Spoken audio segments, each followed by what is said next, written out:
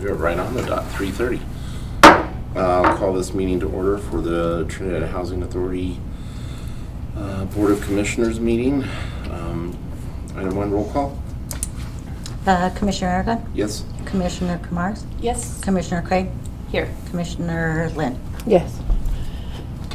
Okay. Item 2, public comment, limited to 3 minutes per speaker. We have no public here today, so we'll move on to item 3. Consideration of approval of minutes for May 14th and June 18th, 2025, including special meeting and board meeting. Did everyone have an opportunity to review the minutes? Were there any questions or concerns? Okay. Hearing none, then I'll entertain a motion for approval. Motion to approve the minutes for May 14th, May 18th, and special meeting. Okay. Second? A second. Roll call?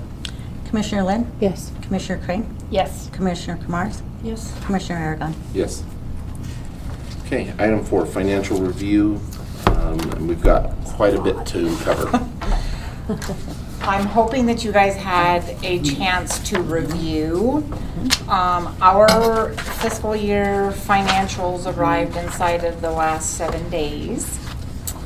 We do not have anything for April, May, or June, much less July. So I had to have the the final fiscals, so that we could look at other options. So there has been a delay through, again, no fault of ours or the potentials, due to the late. So if you have questions, I'm happy to entertain. Otherwise, in the essence of time, if you guys have read, if you don't have questions, I would suggest and encourage that we move on. If there are no questions and you guys are, My only question was, have they made whole what they were due us? no. Okay. That was it. No, we have fiscal end, but we still don't have, well, we have last year's. The problem is that we still don't have anything for this year. Okay. So moving forward, it's a question of, and we had this discussion at the last board meeting, is where do we go with them from here on out? And so I asked Melissa to put that on executive session today so that we can have a little bit of a more in-depth discussion on them. Okay. Okay? Yep. So if there's no questions on item 4, and I'll just read off quickly A through G, because I think they're all correct. Yes, that's everything. Then that will be for fiscal year end 25 balance sheet income statements, including everything to date March 31, 2025. I'll entertain a motion. All right, I move to accept the second. the documents. Roll call. Sorry. It's okay. Commissioner Craig? Yes. Commissioner Kamars? Yes. Commissioner Aragon? Yes. Commissioner Lynn? Yes. Cannot vote. Oh, yeah. Yep. Abstained. Abstain. Abstained. Okay. Item 5, occupancy report, June and July of 2025. So in your packet, towards behind all of the financials and towards the end, you do have occupancy report, and both they're kind of, one lays right on top of the other. So for our June public housing section 8 and Corazon Square, you certainly see what our aging report is. This is my crew chief, I'm sorry, I need to. Kathy, if you can carry Go occupancy. ahead. You're good. Yes, sir, what's up? So you have July, June and July, because we missed a meeting. Nothing has really changed on the occupancy report. We still have several off for modernization. Right. We have, actually, if you look at, We had 2 port ins. we Where did. did they come from? One was, you can't one reveal. was Texas, but we're only administrating. We're not Right. absorbing. So Right. we did Mo- port and them the in. mobility rule. I Right. was just curious. Yeah. Just curious One was about that. Texas and one was within Colorado. Yeah. So we did port those in. Cool.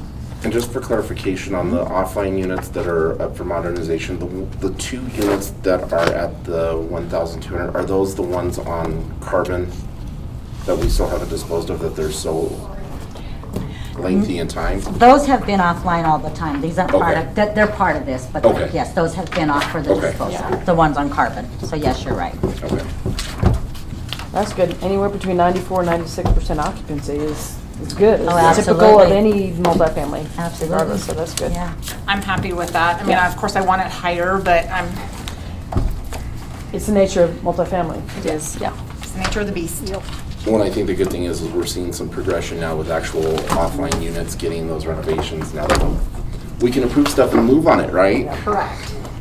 So sidebar, down a little bit of a lane diversion, we started our asbestos abatement process. So they're on site, starting. So that's good news, so.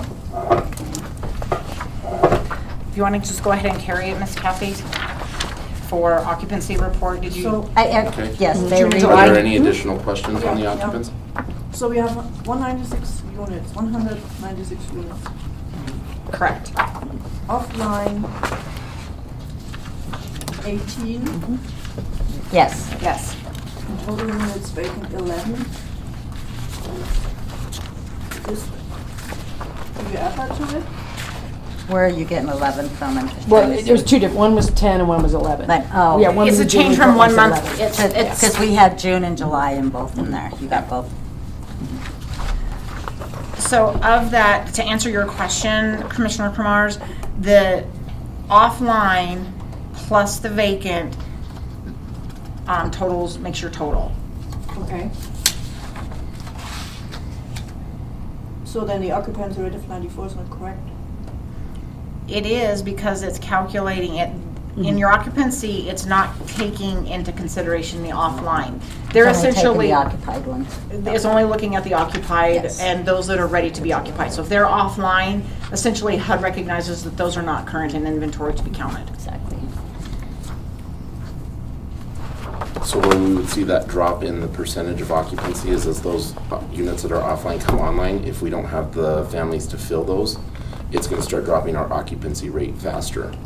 Yes. Because the ones that are offline aren't part of the occupancy percentage. There's no rental opportunity for Right. a So non-HQS HUD doesn't, unit. it's Yeah, basically yeah, HUD doesn't yeah. ding us for having vacant units because they're offline being renovated. They only ding us when we have a ready move-in opportunity and we don't have anyone going into it. Okay, so the vacant units are the ones that are ready? Yes. Or in the process to get ready, yes. Those are units that we're not going to take offline at They're in this point. make-ready They're in status. make-ready So status. meaning it's the soft renovation where you just clean the carpet and things Yes. like Right. that, not the Yes. total. Abatement and renovation of walls, things like that, plumbing. Correct, yes, Okay. yes, yes. Okay. Any other questions on occupancy reports? So how long does it take now with the asbestos coming out? I still don't have a good idea of the construction period, renovation period. It's unknown because what they get into, they only started abatement today. Oh, okay. So they are on site, they've been on site since about 8 o'clock this morning. And of course, that abatement that occurs in a studio unit is far less than a 4-bedroom, 1.5 bath. But once they get into it, I've asked for progress reports once a week so that they can start, okay, we've seen this is how long we think it's gonna take. A studio versus a 1 versus a 2 versus a 3. And as I get that information, I will certainly roll it forward, but they have not yet been on the job 8 hours, so. Yeah. What's our normal turnaround time for a make-ready? 30 days. 30 days. Is, no, not that it takes 30 days, Right. Michael, but that's what our allotment is. Okay. Without starting those, penalty. Because I had days. read that the 30-day, but I thought that was like you had that full 30 days to get it ready, but if it's ready earlier and we comes back online, we can occupy immediately, right? Right. Okay, okay. Yes, we don't have to take the 30 days. My preference is that we don't, but we have that 30 days that is, we do not receive penalties. If it goes past that 30 days, then we're starting to get into that per day penalty period. Okay. Isn't that depending on the size of the unit as well? Doesn't matter. Yeah, the way that I read it, the Well, because rule, I saw in your office that schedule, and I don't know if it's the same. So the schedule that was in her office is how many estimated days HUD thinks it should take to turn that unit. We have a 30-day window to get that schedule taken care of without getting penalties. So if HUD says, I'm making something up. And you don't know what you get into unless you are in the unit and know what Correct. you have to replace. Correct.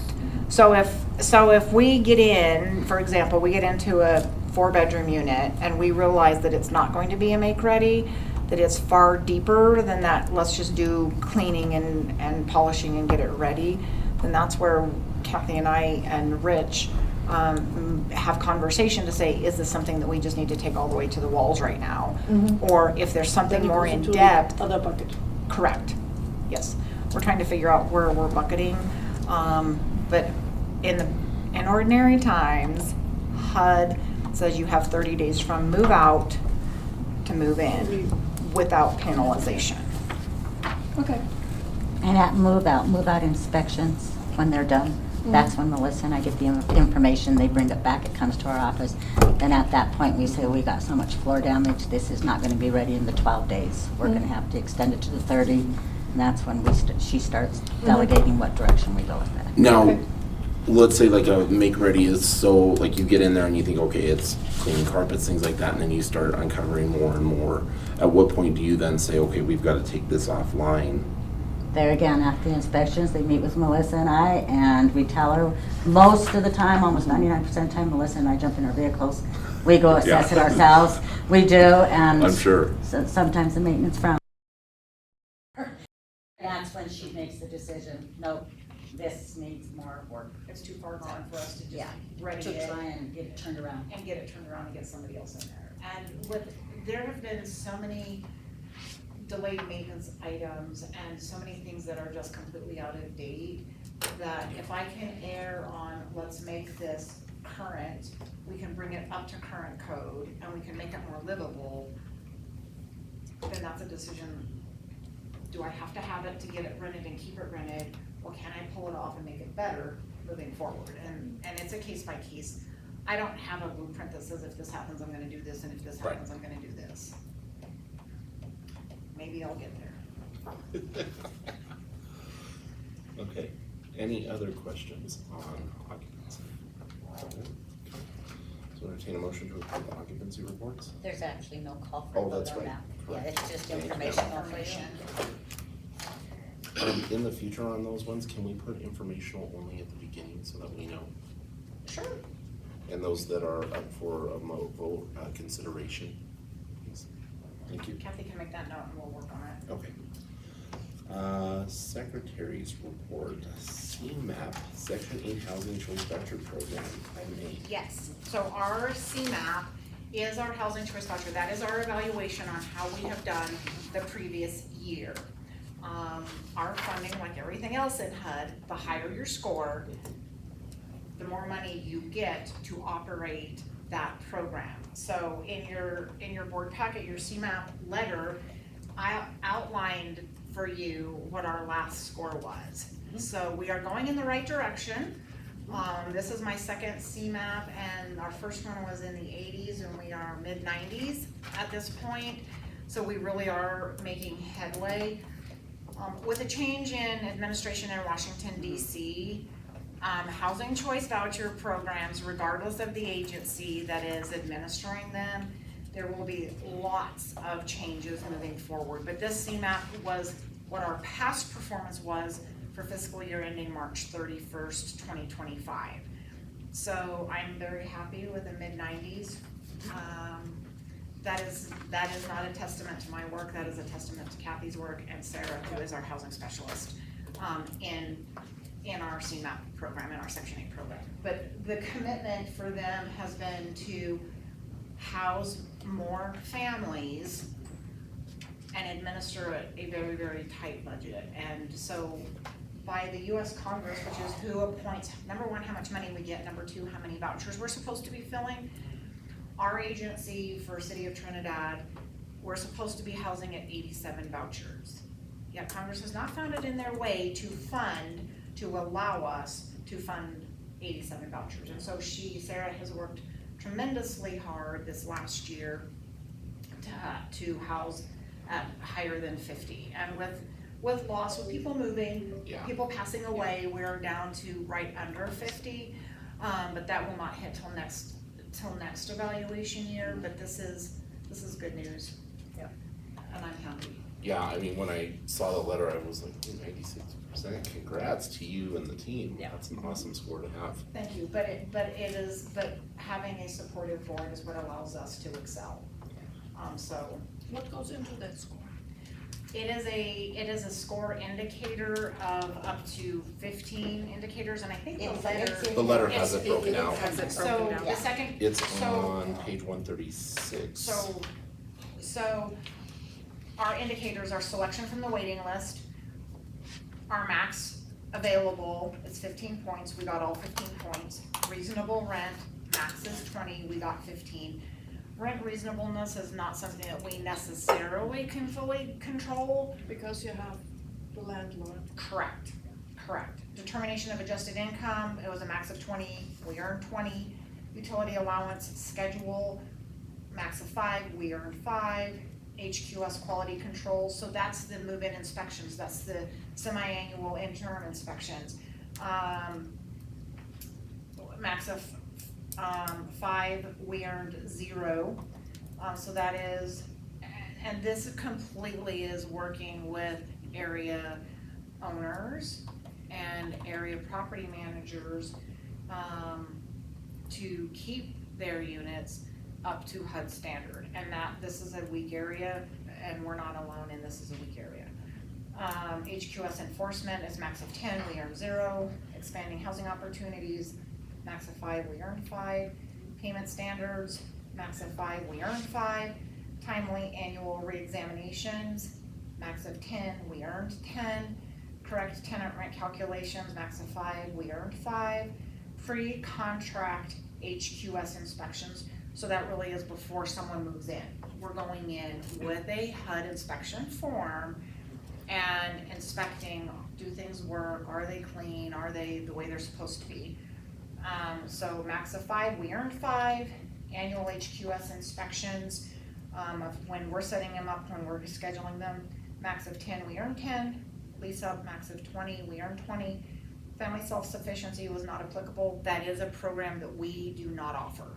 And so there was no potential loss for us, we just don't offer that program. So, again, I am proud and I am happy. In the response letter, I'm just, because this is real familiar to the HUD programs that I'm with, so rent reasonableness, was it a documentation, they give you the tool and you, Yes, is it just, did they just take a sample of tenants and look at this file to see if the forms were in there, the rent reasonableness and the calculation? Just like a basic audit. Yeah, that's what I thought. It's meeting Yeah, a basic okay. audit, so yes, it's, Yeah. do we have what we're supposed to have? Has it been completed, Yeah. and is it accurate? Yeah, so that's not bad. No, not at all.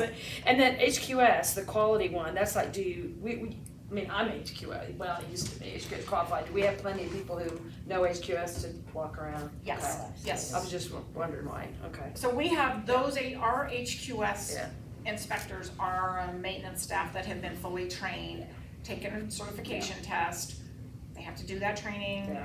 and, they do their initial training, and then is there updates, Yeah. moving forward. So we have 4 maintenance staff that are HQS, which isn't bad. I mean, for an agency our size to have 4 of them that we can change and change up. And after we got this, we have changed up internally. It's nothing that anybody from the outside world would see, but we have taken one of those inspectors out from the initial inspection rotation. And if there's a re-inspect, then he is going to be the QC re-inspector. Okay. And so there's consistency by doing it that way. With the re-inspect, if necessary, there is consistency to do it that way. Because like, sometimes you can have a knob off a stove. And because you can't find a knob off the stove, this unit stays empty, the client doesn't get your HCV voucher, doesn't get, right, you start pushing up against your 98. So I get that. It's frustrating, because, yeah. It's a hard balance. It's a It hard is, balance. especially Yeah. when you have those situations where it's like, it is a knob. And can it just, I know, but hey, that's, okay. Okay, I just want to make, so you've already, so probably your corrective action letter that you're gonna ship back, or if you haven't already done it, you've already implemented most of the changes. We've said, Yeah. here's how we're going Yeah. to Good. That's great. attempt to address, to improve where we have opportunity for improvement. I'm not addressing line by line. If we got the max points, what's the point? We're doing, Yeah. we know what we're doing is working. Yeah. But where we have to improve Yeah. that corrective action plan. And if we don't write our own corrective action plan, then HUD gets the opportunity to write our corrective action plan for us. That's Isn't gonna happen. We're writing Yeah. our own corrective action plan. That's awesome. Yes. Yeah, the 96, that's awesome. Thank you. Yep. And again, there's no voting, so I'm giving you Yeah. guys Yeah, yeah. information on this. So our unit modernization project update, we have multiple units off. Kathy and I are working on confirming 3 more that need to come off. That through the move-out inspection, it was determined they're too far gone. I'm not willing to replace kitchens and bathrooms without doing the whole thing at this point.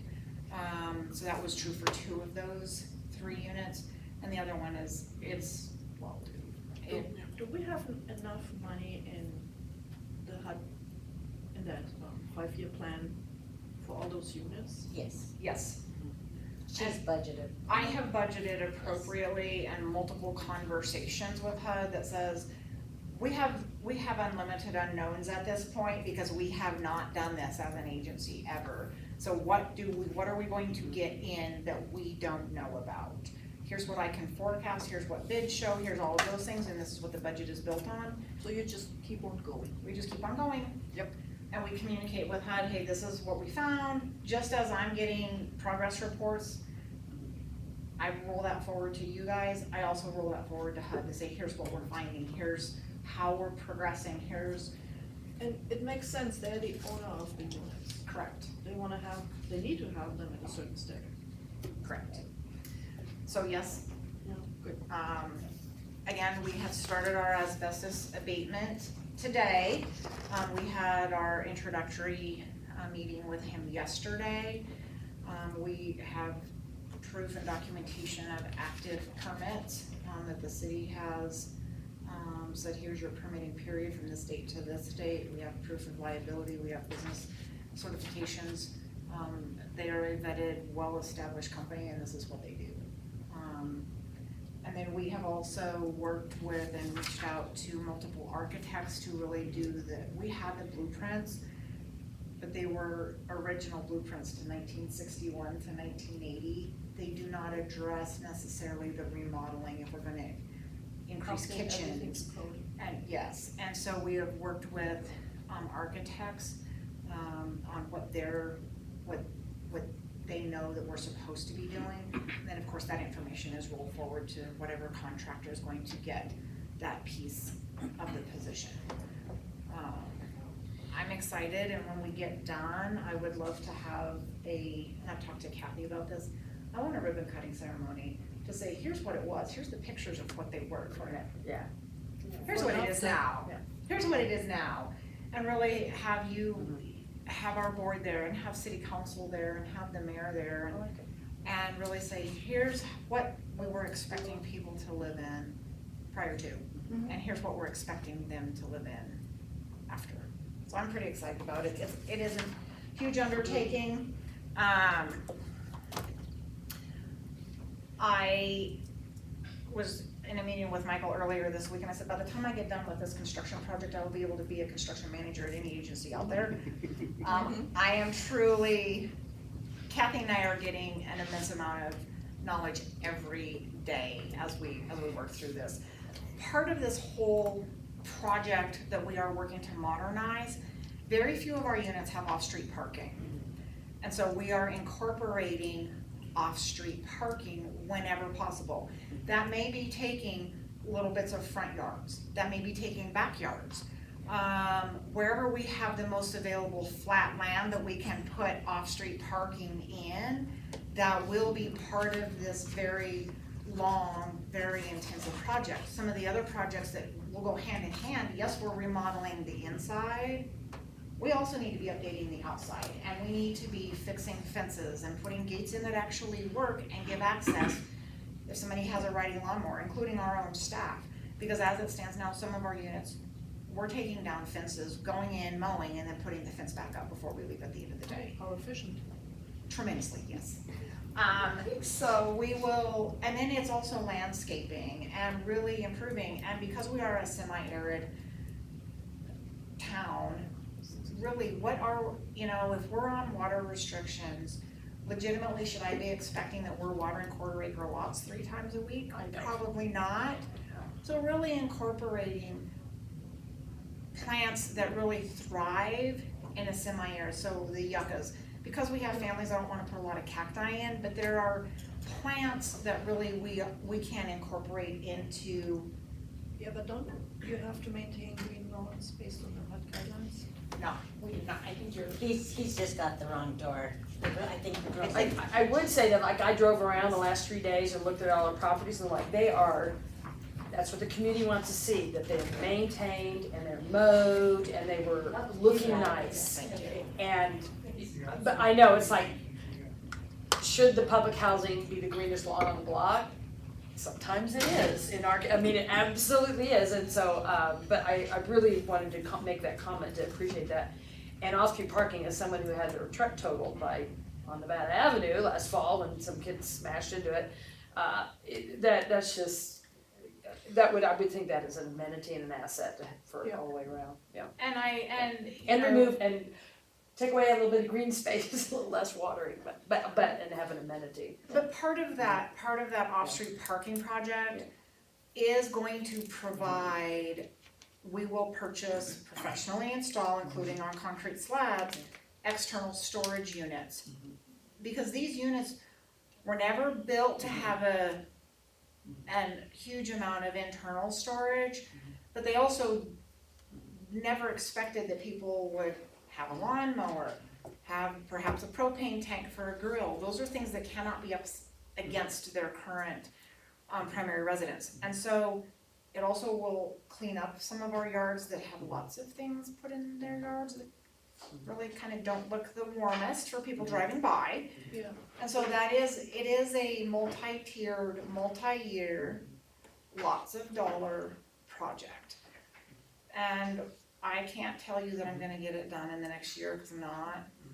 But at the end, Piece by piece. it's piece by piece and putting it all together. At the end, I want it to be very pleasing and have a lot of curb appeal, but also be efficient, up to code, and recognize that we don't have an unlimited supply of water some years, and if we don't get rain, then we need to be smart about that. So, and we, of course, again, will redo fencing and we will give access gates. And I think between the storage units and the off-street parking, that's gonna be externally, that will be 2 of the biggest improvements, that people start to see. And we have put in the last year and a half, we have already added one, it's small, but the complex is small. So if you went up to the 1500 block of San Pedro, if you wanted to drive by and see, okay, what's kind of the vision for off-street parking, 1500 block of San Pedro is a really good indicator of what they're all going to look like. Yet this fall, you will see in the 500 complex, we call it the 500 complex, it's just the next block on East First. You will see an off-street parking project that will start literally within the next week, and then will get done sometime end of September, first part of October. Do you need any pins, Cindy? Okay. That's fine. It was a vendor pin. It dried out under all those palm trees from the last meeting. Thank you. So those are, yes, we will improve inside, but we also need to improve outside. I've seen the 1500 San Pedro, where it's kind of tucked in and then the units are around. It's really nice. If you haven't been by it, I would definitely go by it.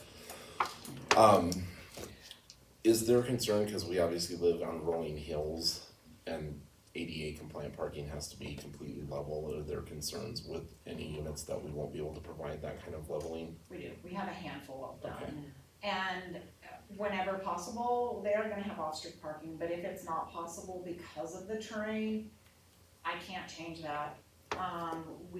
There's one of our properties that we will likely have to put in a retaining wall, but that's not impossible to do. But there's a handful that I don't see that this is ever gonna be an option because of the terrain that we're on. And as long as those that need an accommodation are put in an accommodating unit, it's, right? We'll As far be as how fine. the law works, yeah. I mean, if the unit is ADA compliant with appropriate accessibility, including parking, we'll be all right. We'll be all right. So that's that update. I had shared with you guys that we had done all of our due diligence. We had decided on who our operations director was going to be.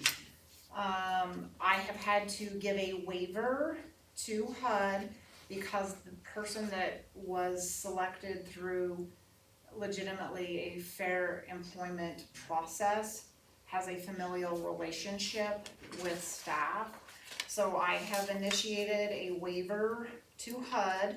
They have come back and have asked for a board resolution that you are in support of the qualifications of the person that we have elected we'd like to hire. The board should also provide documentation which addresses checks and balances that will be implemented to ensure that a conflict of interest in practice or appearance is mitigated, which that information was absolutely included in their original waiver request if they would have reviewed it in detail. Granted, it was close to 50 pages long, but those concerns were already addressed. Compensation was addressed in that initial waiver with a backup to how did we decide at the wage and salary that we had decided on.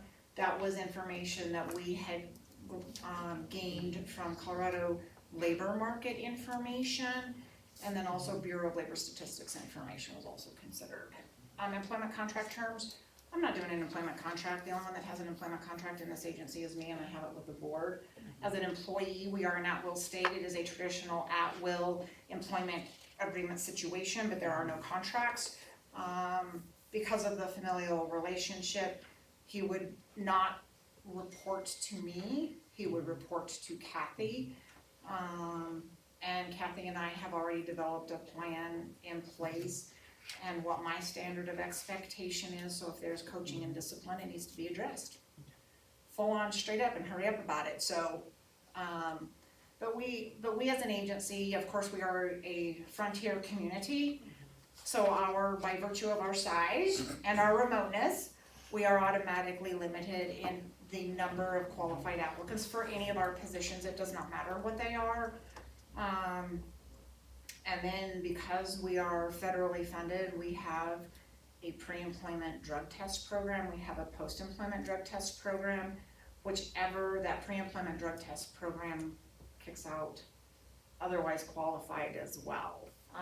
And historically, our issue with pre-employment drug test failures is marijuana. While marijuana is legal at the state level, it is not legal at the federal level, and because that is our funding stream, it is still a zero tolerance for that. So we are completely limited. Yes, we're a little over 8,000 folks, but as we learned at the opioid summit, pushing more than a third of our citizens are also negatively impacted by drugs. So not only are we small to begin with, but you pull a third of our population out because they cannot pass a drug test, and all of a sudden our safety net of applicants is ever smaller. So, and Michael and I have talked about this before, just in general, we are small, and so we are, sooner or later, we are going to be employing family members, whether near relation or distant relation. And he and I have talked several times about, I know that they've come across this very issue in his agency, and what were safety nets that his agency had put in place. And to be quite fair, we're just stealing what we've already done. I'm not gonna reinvent the wheel. I think for the purpose of the board to fully understand, so two things. One, Kathy, if you can make note on future agendas, if we can put a secondary item two between roll call and public comment, that would be approval of agenda. Oh, absolutely. I don't do the agendas, she does, but I'd be happy to Okay. put that in there for her. Just that way we can, if there's any changes to the Changes, agenda we can prior put to them starting in. the meeting, Yes. then we can address those. But in this matter, I would like to, since you and I have had conversation, I'd actually like to update the board on that. Sure. So when we get to resolution, I would like to move that item to executive session. And I'd like to have that discussion with the board, since there is a conflict of interest, so that I can update them as well. Okay? I'm totally comfortable with that. All right.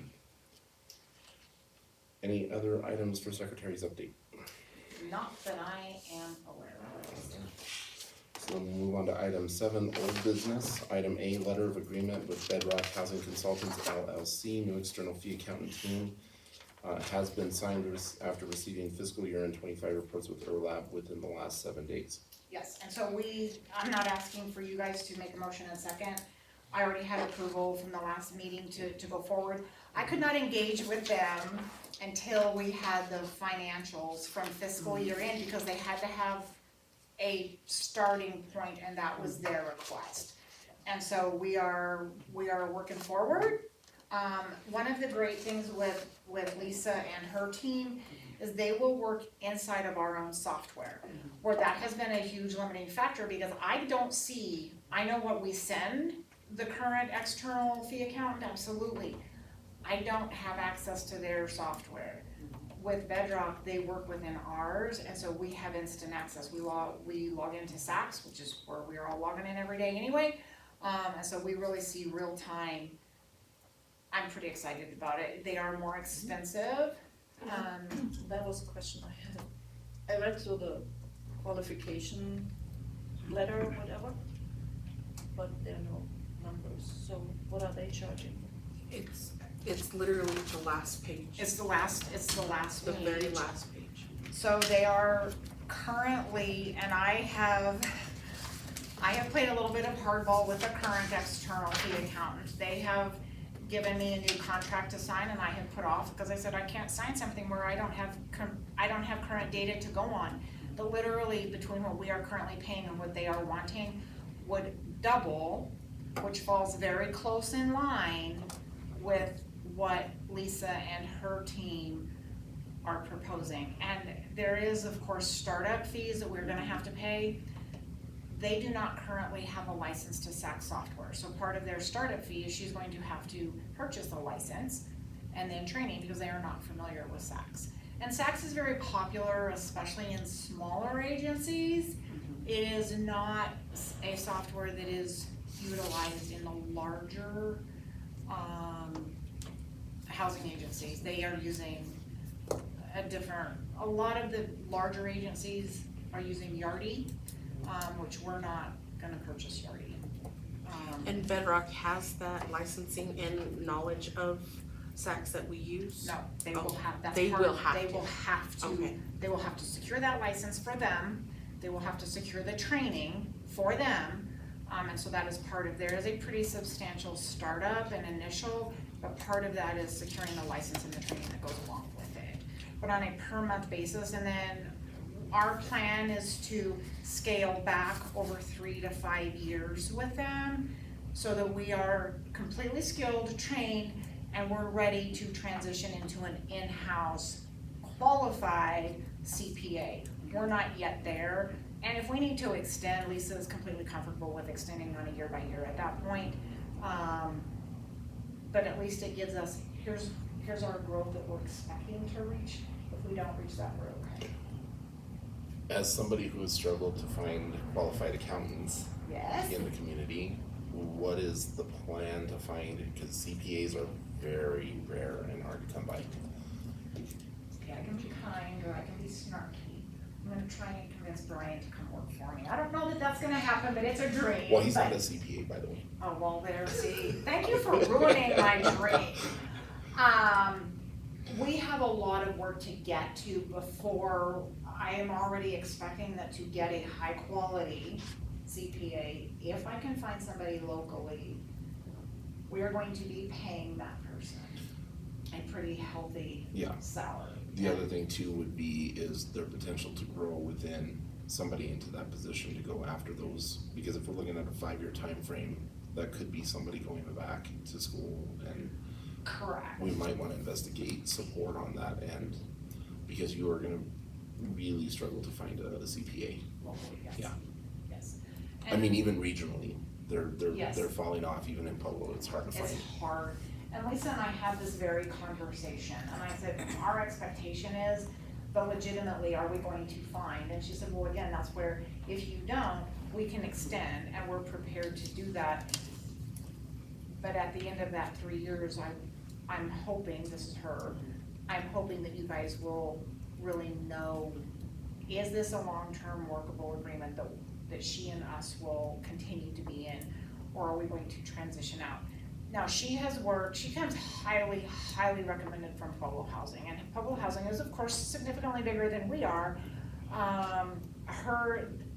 Stephen Trujillo is the ED of Pueblo Housing, and he knows Lisa. I don't know how they know, but Lisa has really worked hand in hand, and they have an entire accounting staff who have gone to school for this. And so their agreement is kind of the same. And ours is basically is a boilerplate template to what Pueblo has. Is there will be a handoff sooner or later. Pueblo is already kind of into that extension because they are not ready to fully say we're going to be in-house. That is their goal. I'm not sure that we as an agency are ever going to be completely standalone where we don't have a need to have an external fee accountant. I think that relationship is going to change, but I don't see us ever being completely independent, at least not while I'm here. Where we will have a fee account to kind of oversee. And then of course your auditors are completely separate, which is a rabbit trail, and I'm sorry, I do need to go back and give an update on auditors. Yeah. So again, we're moving forward with transitioning now that I have the financials for a year in 2025, and trying to figure out what she needs, because we may not, I have expected, and we will address this in an executive session, is what does that handoff look like, and what are we really expecting and hoping for all of the financial data that the current one has to be able to fluidly and honestly and transparently and efficiently hand off to what they've already been given. So on HUD side, they pay for a portion of the operation cost. Correct. That is covered there too, correct? Correct. Yes. Let's improve our financial reporting then. Absolutely. And Lisa and I have had multiple conversations about that exact topic. So to backtrack to Secretary's report, we had our on-site audit about 3 weeks ago. I have some pretty decent concerns after visiting with the auditor, and I've been very transparent prior to. This is the same auditor that we've had for longer than 3 years. So we will, in the next year, we will have to go out for bid for a new auditing firm. I was very transparent with our frustrations and our concerns with lack of expeditiously responding to questions, getting information, giving us reports. So I do expect that we will unfortunately have some citations. But we are not the only ones. That auditor audits from coast to coast and has said we are really hearing and we are seeing those indicators. And so when I get the audit, I don't even have the preliminary yet, and I probably won't till mid-September. At that point, what are the citations? What legitimately, short of, and I shared we are moving away from where we are now into a different firm. That doesn't change that we are going to have to address some issues with the current audit that they will finish up. So With the new accounting firm, how long do you think it will take them to catch up and give us some reports, because we need to start working on the next budget pretty soon. Yeah, we really should be prepping to start budget in September. correct.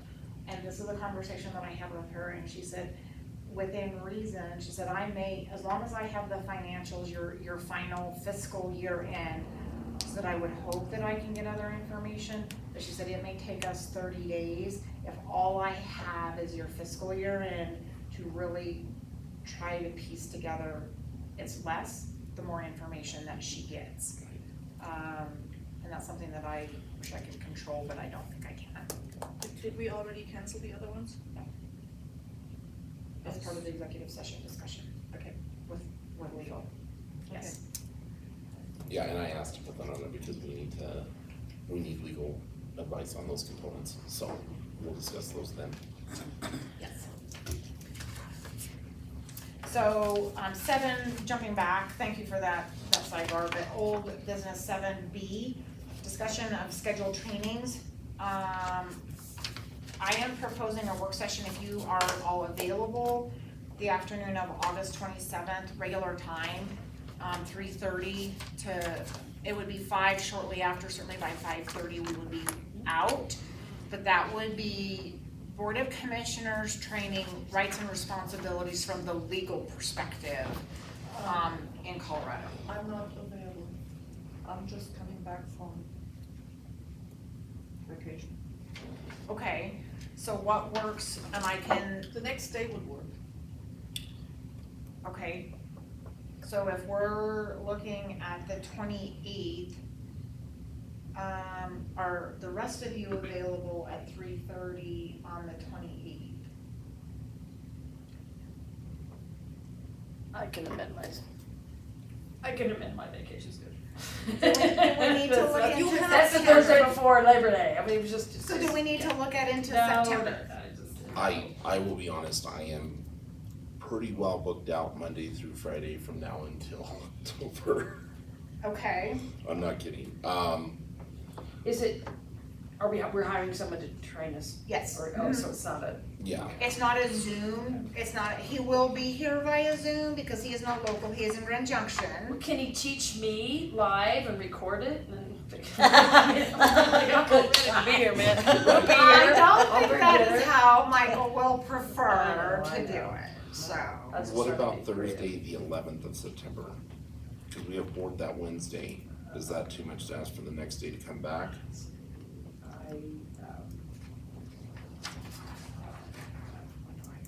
I have I've just gone for a week, next week. Starting next week. Yes, I can do the 11th, because I'm in El Paso, but I'll get back. Also, just to quickly update, I do know that council had work session Monday and they interviewed 2 board candidates. Oh, nice, So okay. we should be hearing at next Monday's meeting or Tuesday's meeting, an appointment of another board member. So Okay. we might also wanna just consider that time frame too, to get them Correct, yes, onboarded before we do absolutely. training. Absolutely. So, Good point. Yeah, so I would say if we can push it to September, it seems like it would be better. for everybody. Yeah. So how about September 11th at 3:30? Are you available, Christina? I'd have to get permission from work, doing 2 days in 1 week, Okay. and go from there. But What I time can- do you originally, or regularly, I should say, get off? Around 4:35. So if it causes hardship for I just come Christina, as soon as I'm out. could we move it forward to 4:30 to hopefully have the least impact on your schedule as an hourly employee? Yeah. Does that work? I'm fine with starting fine. at 4:30 and, That's all. Just for that training? Yeah. yeah, I'm totally fine with that. Okay. Thank you. I will see Have to see if he's available. if he's available, Okay. and if not, what is his availability to come back and say, what do we have? Maybe can we look at a couple dates so we can give him just right away and that way Sure. he's not. How about the following week of the 15th of September? Do you guys have any availability on that Wednesday, the 17th? Unfortunately, I'm booked out every other afternoon that week. That would be fine. Yeah, fine too. And 4:30 too at that time.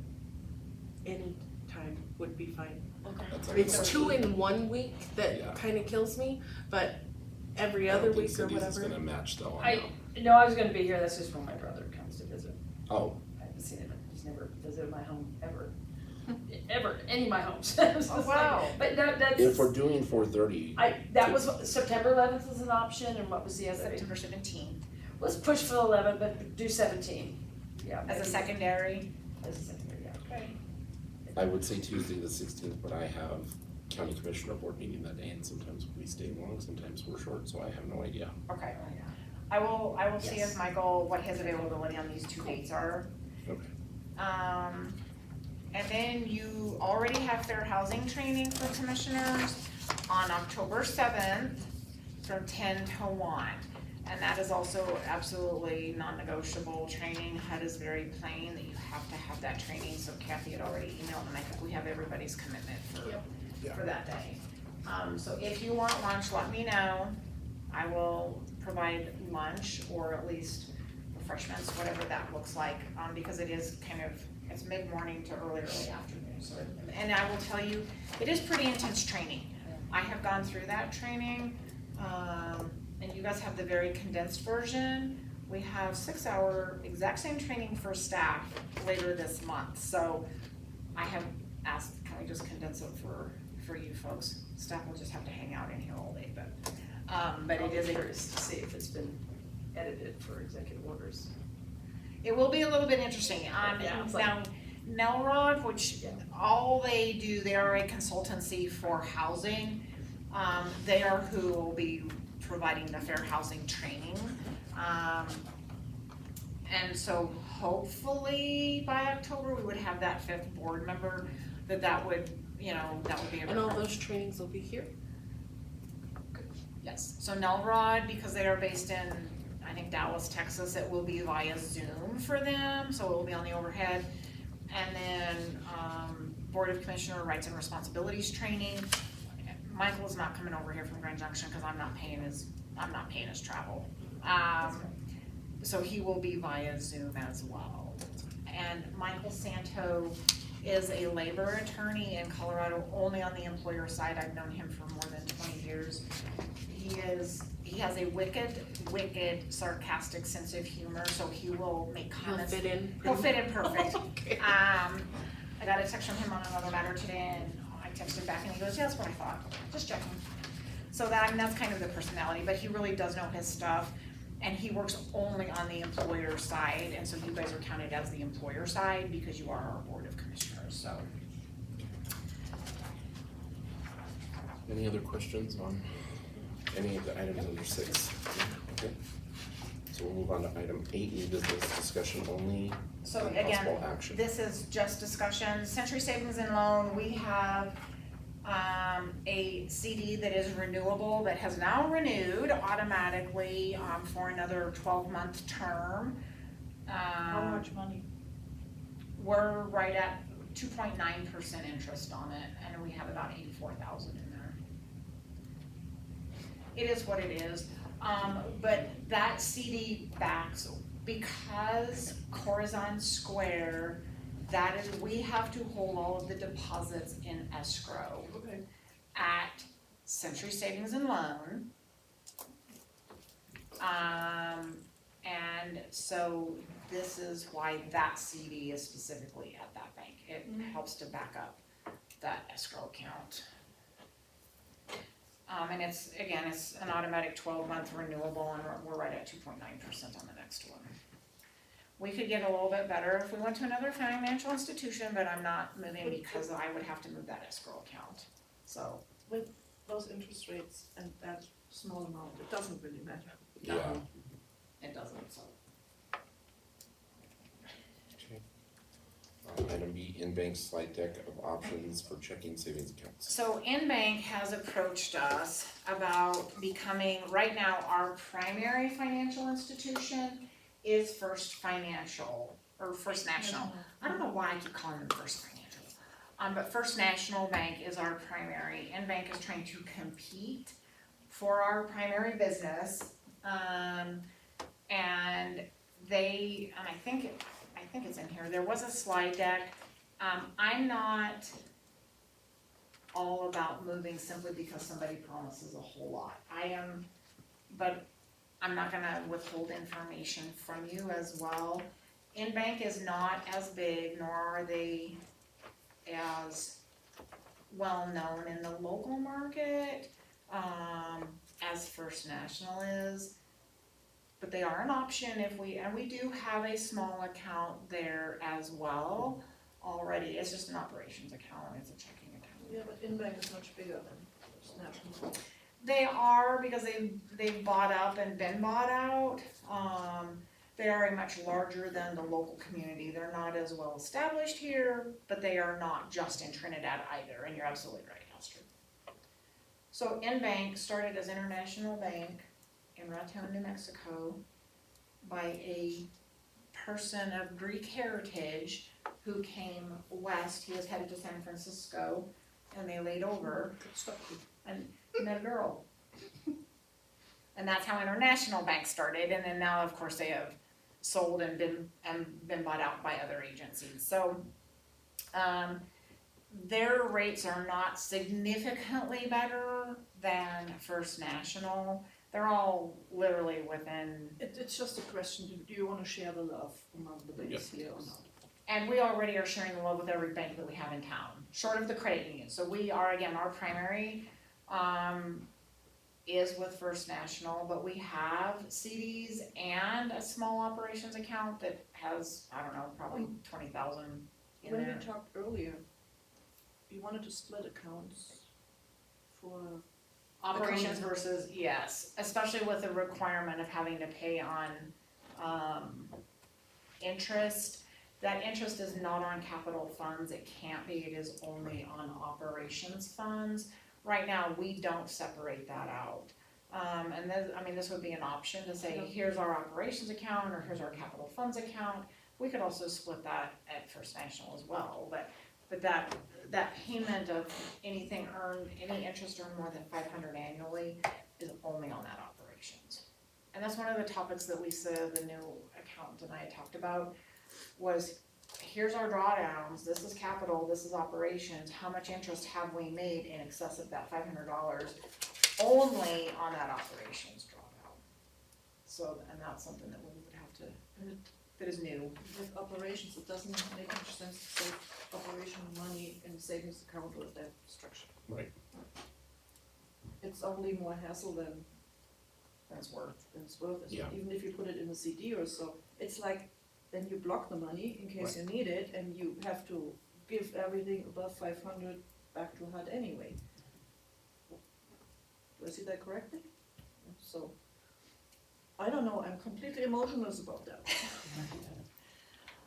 For the time being, because we have so much as an agency internally going on, I'm not all about changing banks right now. But again, if you felt very, very strongly, I would explore that, but I think there's a better time and a better place. It is just not right now with a major financial transition. Because additionally, you all would have to march down to the bank and you would have to sign all their little cards and all of that. That's fine, that's not a problem. It's minuscule part of it, I get it, but I would say, It's for you to track more things. Well, and that's where it starts getting a little tricky too, a little hairy, is when you've got multiple banks with multiple accounts. crap. You know, at least especially for a fee accountant who's gonna be kind of learning and growing it with us, is how many points of information do we wanna provide to them? I think it's just easier with the reports that we can pull as far as bank statements and that from one bank than, Specifically since you have the Seven. transition going on right now from the former one to the new one. right? Correct. Yeah, let's keep it simple. And I need to, that's one of the things that internally I'm very well aware of, and what is my time investment in that transition as well. And so I just think that there's a better place and a better time, and it's not right now.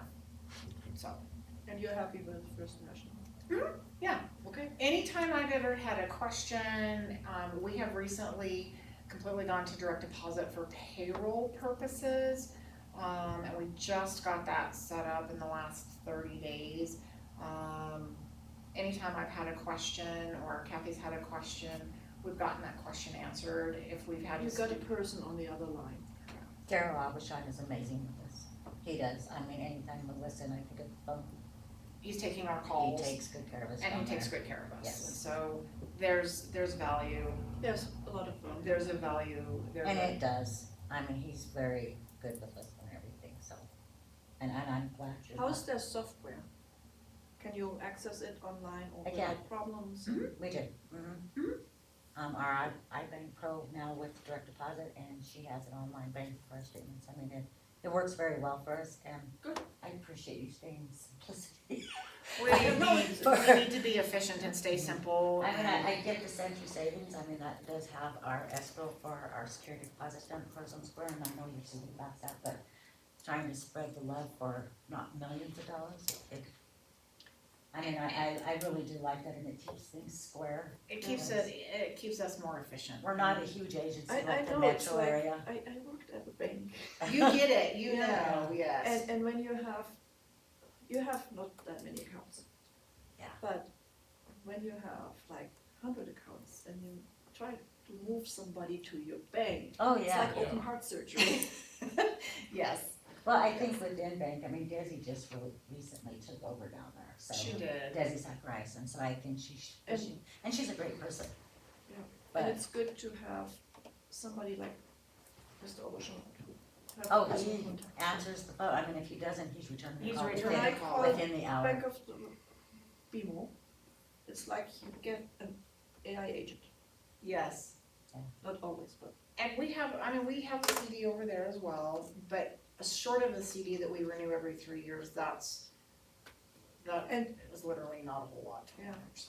And you are not allowed on your private phones to have the app for the bank accounts probably, No, so, we're not. so it's the perfect solution. Perfect. Yeah. So we're getting ready to redo our parking lot, this This parking one. lot. And part of that is the driveway that provides access to the house behind us. We own and we know where the survey stakes are, that driveway that they're using is ours. So we were out with the contractor that's gonna rip out this parking lot and redo it, and he was asking for an easement. So my first stop was the city. He wanted to buy a strip, he wants to buy his driveway Is basically. this owned by HUD as well? Yes. All, us as an agency, we're owned, HUD managed. So there is a disposition process, there's an acquisition process. HUD would consider, but they would not highly recommend simply a strip of a driveway. So I also went to the city, because would the city allow that? And the city absolutely said, we're not gonna allow you to sell a strip, because you're government property owned, you're not ever gonna get that approval from us. And I explained, it's a driveway, and yes, we use it as well, but it is their primary driveway. They have a little storage shed that pretty much is right behind us in this room. That storage shed is on our property, so if that shed ever burns, if that shed is ever taken down in a windstorm, first and foremost, city will not allow them to rebuild that storage shed, because it's Not not there. on their land. At the current location, yes, thank you for that clarification. They could rebuild it, just not on the current land. So in talking with the city, and also talking a little bit with John Finger, our attorney, pretty much the best kind of compromise is an easement that lays out in terms who owns it and who's responsible for the management of it. Again, if a storm damages or a fire damages or destroys their storage shed, it would not be allowed to be rebuilt on the current location. Those types of things. I have not visited with the couple that have the house and storage shed. They are owners, they are not simply renting or leasing that property. Because I want to present the easement that we have worked up and that we have approved before I approach them. So right now, there's nothing there. No. They're landlocked. Well, They- Isn't allowed. No, so I know this property well because it's my husband's uncle's that they sold to these folks. Yeah. So that shed was built by, I'm not talking about that Right. shed. but, I'm talking about. but the property line, yeah, technically, it stops at the fence line. at the fence line. And they don't have road. There's no other placement So for you have a a historic driveway. easement, basically. Right, You can't deny them that. right. In court, you wouldn't be able to. But I think it is a fair option to have some kind of agreement that outlines what we're responsible for, what the homeowner's responsible for, and then of course, because that shed does sit on the property, which is owned by housing, that ultimately they're responsible for any damage to it or anything, and that ultimately they can't rebuild on it. So I think that's the only type of agreement we can lock into. without actually a transfer of that property line to give they own it now, situation.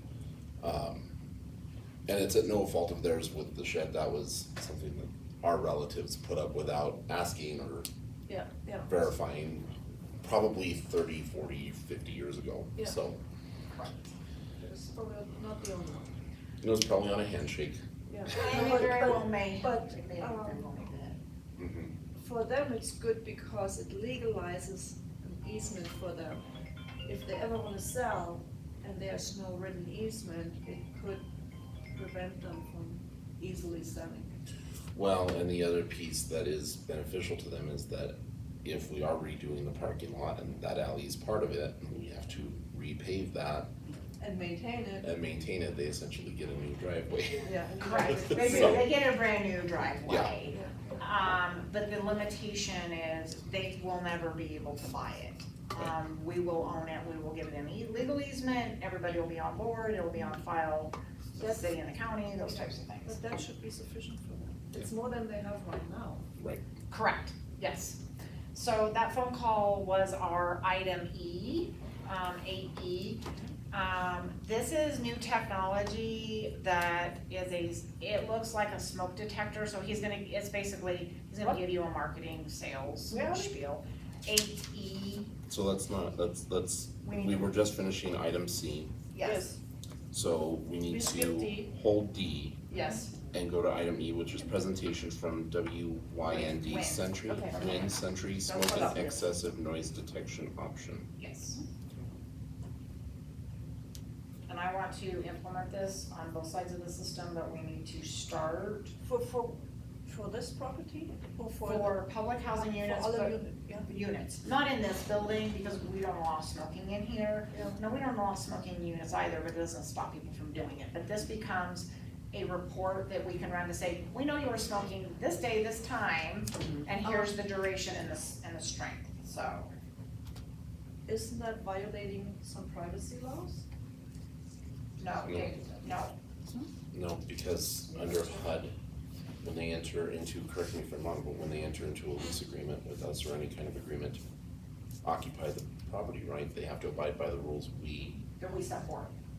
that the federal government has set forth. Yes, not we as an agency, we as a federal government entity. So So- if we mandate no smoking, Yeah. that's a federal rule. But what is excessive noise detection? So we get to set the decibels level, so 30 decibels, 40 No, but- decibels, 50 decibels. This plug-in, it looks like a smoke detector for all practical purposes, but it will detect smoke, not food smoke. It is detecting smoking cigarettes, smoking pipes, smoking drugs, and the noise, we get to determine what our level of accessible or acceptable noise is. We program it, and if it's above that, we get an indicator on our phones or on our computers on our dashboard that says, hey, this unit was making too much noise, here's the day and time. And the duration of the strength of that noise. It doesn't say also- who it is, it says that unit is having. It's, you can use this for the good or for the bad. It's Right. surveillance. It is. It It's is, an intrusion of privacy. I can see if you have issues with abuse, when a husband use excessive force yelling at wife, whatever, to prevent something bad from happening. I don't know, I'm. Well, let's hear the presentation. let's hear the presentation, let's hear the presentation, so let me call him, his name is Michael.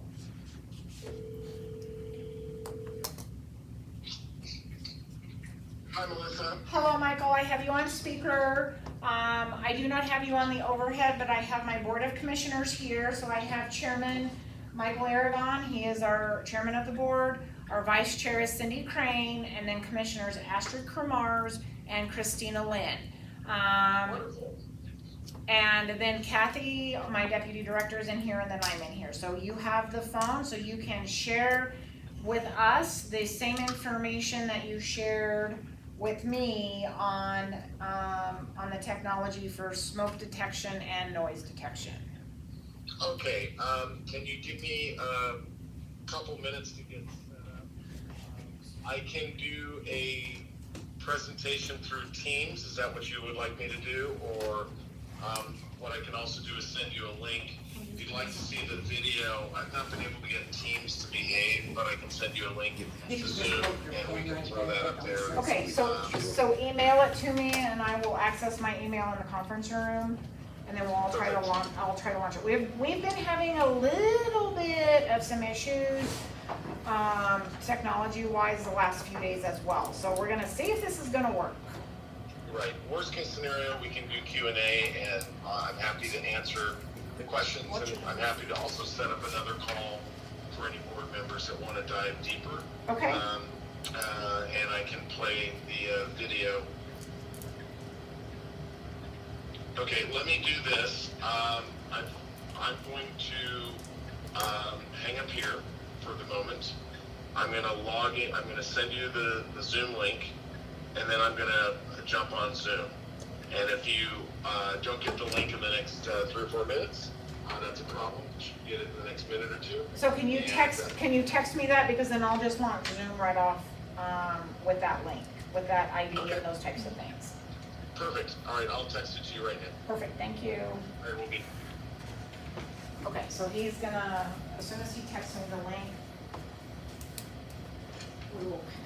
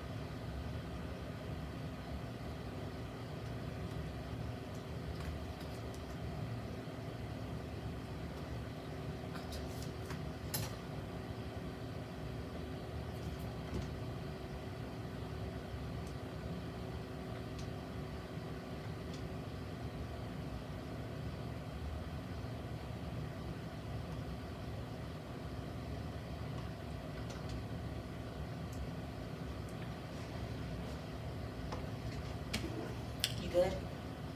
No. Want me to help you? It's not gonna, I don't think it's gonna.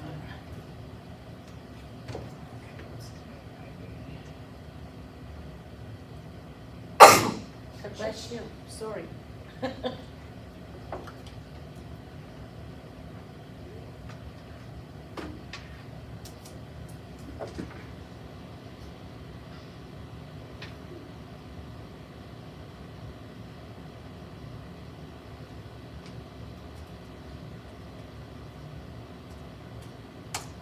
That's right.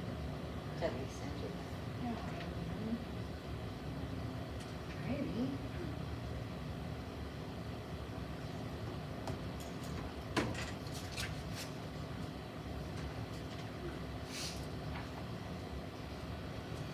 There you go. Yeah. There you go. Okay. Oh, yeah, that should take you right to. Yep.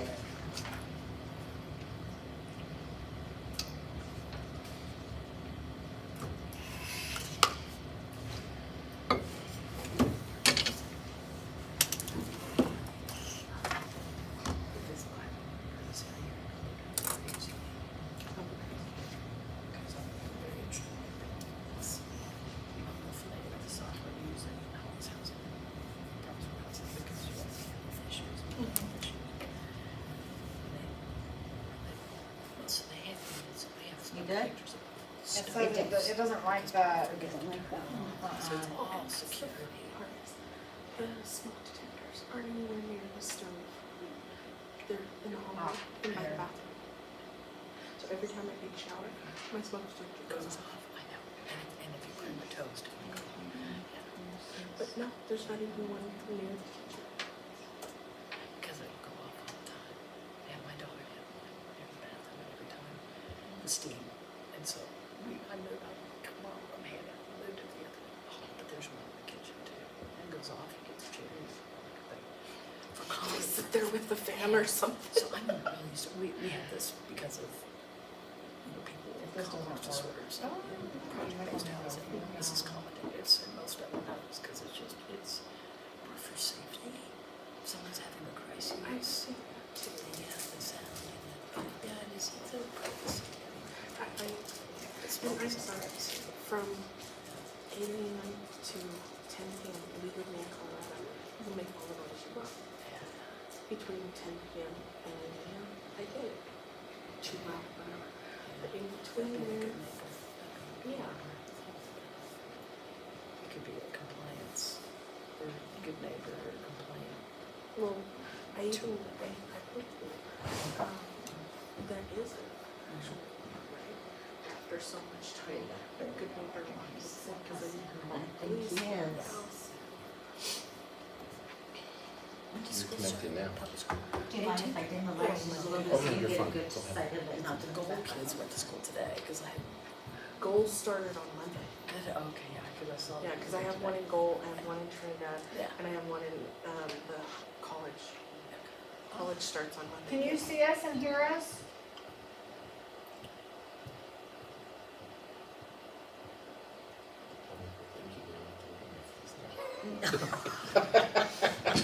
Yeah, there you go, Melissa. He's on. I'm gonna move on the end so my head's not in your way.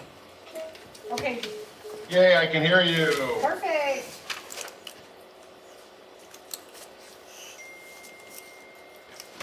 Hello, everyone. I hope you're having a great afternoon. Hello. We are, hello. Great.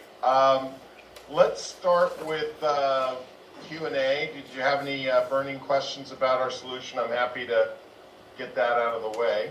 So they have not seen the slide deck because I never got it from you. So they have not even seen the slide deck, so you just need to give us kind of the quick down and dirty presentation, please, that you gave me earlier this week, Michael.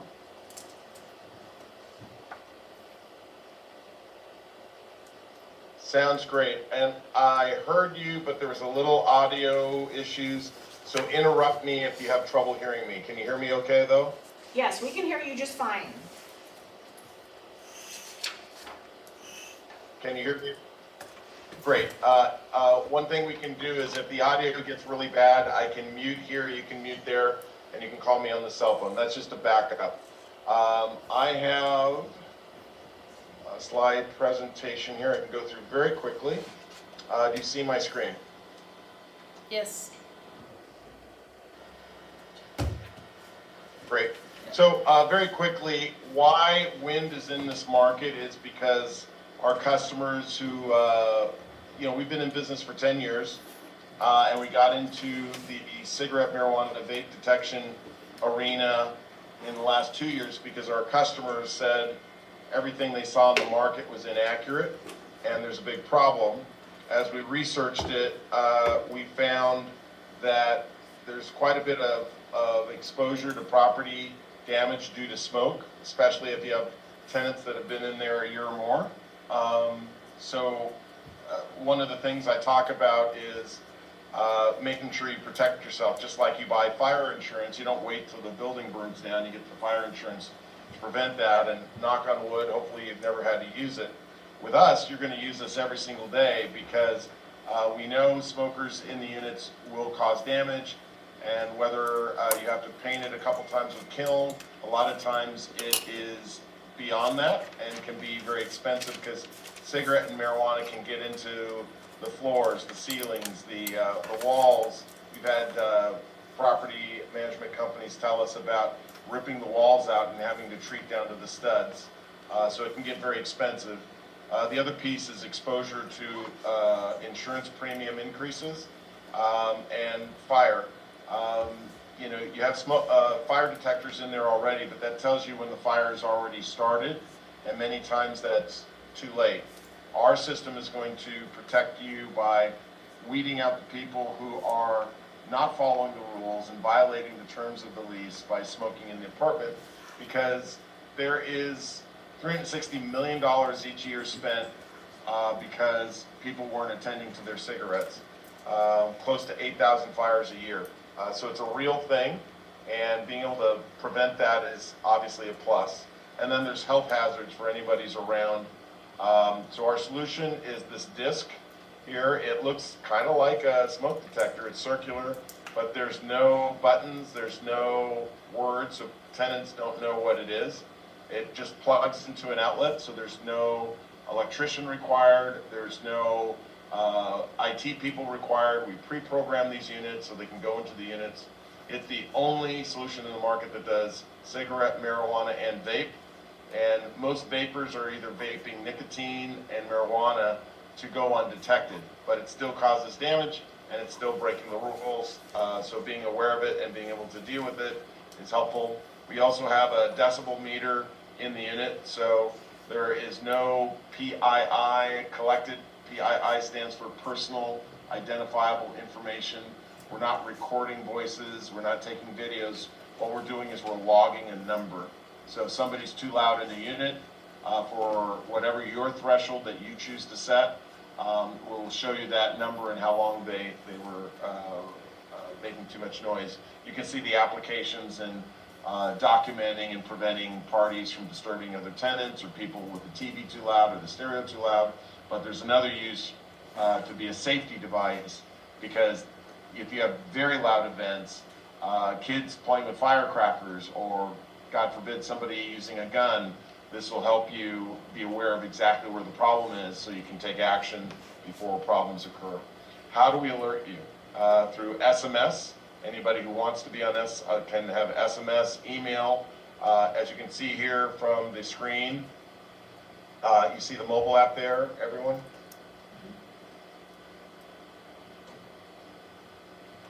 Yes. Yes? Yes. Yes. Okay, I think I may have lost audio. Can you guys hear me? Yes. Do you have one on your phone still or no? No. No. No. Yes, we can hear We you. can hear you. Maybe chat yes to him. Yeah, there you go. Let's have it.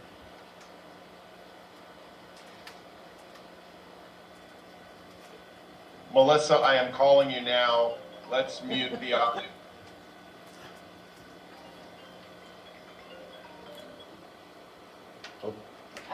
Did she just We left the Zoom.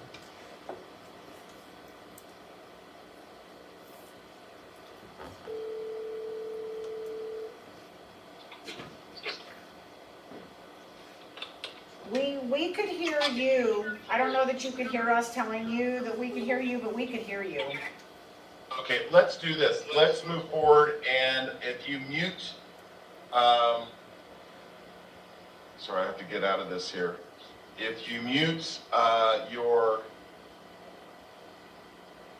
I just muted my audio, so there won't be any feedback. Can you put this on speakerphone so everybody can hear me? Can you guys hear him on my Mhm. speaker? Yes. Yes, so I have you on speaker. Fantastic. All right, let's keep going. My question was, everyone saw the mobile app and understand that anyone who wants a mobile app can have it. But the big way that people hear about it is through the desktop application. And Melissa and I have talked about the procedure that's best for multifamily so that you generate a report that compiles evidence of smoking for the last week on the resident that's not smoking, and then they're able to, Melissa can approach them and say, look, you've got to stop. There's 3 ways this can go. You stop now and don't ever smoke again, no problem. If you can't help yourself, stop for the next few weeks while you look for another place, because option 3 is an eviction, and we really don't want that on your record. So the big difference between what you're doing today and this is, for the first time you have evidence. This is kind of what it looks like. There's a report here that allows you to prove to the tenant that this has been fully documented, and this has been tried and true and effective in getting people to stop or move out on their own. Make sense to everyone? Does it hold up in eviction court? I'd love to know that. What's happened is, as people get these, they don't challenge it. Occasionally, somebody will get a lawyer, and then the lawyer gets a copy of this, and then they drop it. So we've never had one actually go to court. But if it does, we're happy to go to court as your witness. Very similar to if you have a speeding ticket and somebody used a speed gun, the court will hear, well, was this calibrated? And the officer would say, yes, it was calibrated and shown to be 98% accurate. We have an even better rating. In each report is not only the incident or incidences that have occurred, but you also have this third-party validation of the accuracy of the system. Most recently, it's the University of Illinois Chicago tested us and found this to be 99% accurate. So that's part of the report.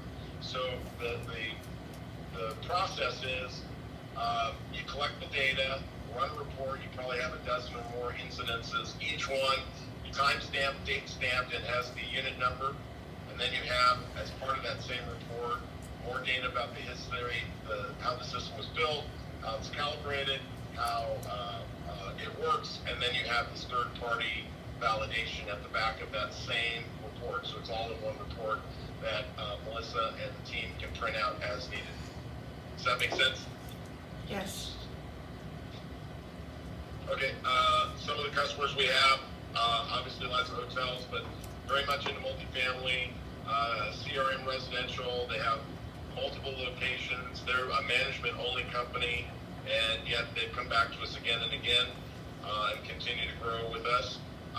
We have housing authorities. In fact, what I want to do is maybe skip to play this video, given our limited time, so you can see what another housing authority has. Yeah, I think that'll work, because I can keep my phone next to the speaker. This will be interesting. Please make sure the volume is off on your computer and the volume, the mute is on your microphone, so we don't have any problems. This is what the dashboard looks like, so you can see exactly what's going on. Here's a sample screenshot of the report. I wanted to show you what it looks like plugged in.